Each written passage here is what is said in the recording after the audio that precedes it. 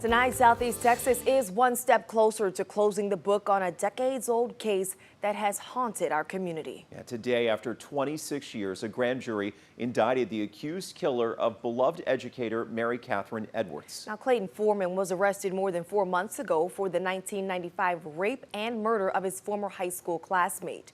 Investigators say he wasn't even on their radar. That was until DNA from genetic genealogy linked him to the crime. Prosecutors say today's developments are a relief for the community and the Edwards family. Amelia White is live tonight with what this next step to justice means for those who knew Mary Catherine.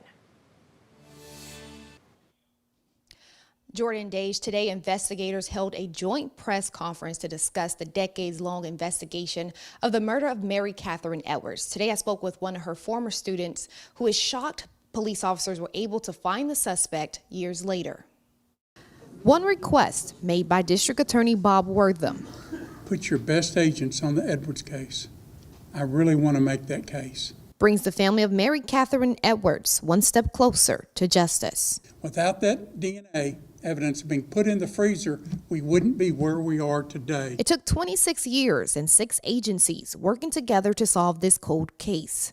A case that left many in the community shocked and scared. I remember just being at an ultimate low of confusion and like, is this really real? Like, is like, who would want to hurt Miss Edwards?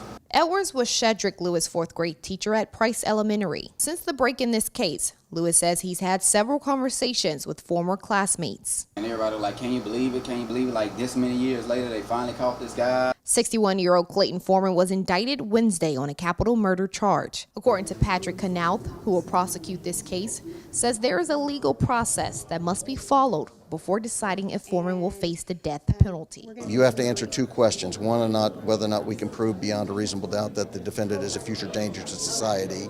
And then the second question, whether there's any mitigating evidence which would warrant life instead of death. It remains unclear when Foreman will stand trial. Right now we have over 50 murder cases in one court and over 50 in another, just murder cases. And so it depends.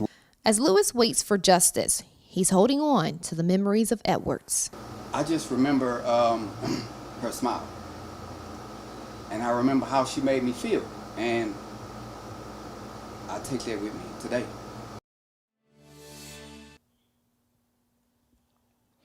Again, there is no clear timeline when Foreman will stand trial, but Wortham made it very clear today. He wants it done while he's district attorney. I'm live in Beaumont. Amelia White, 12 News. Now stick with 12 News on air and online for continuing coverage on the Mary Catherine Edwards case. Head to our website right now and you can see our previous stories, including our interview with the Texas Ranger who helped crack the case.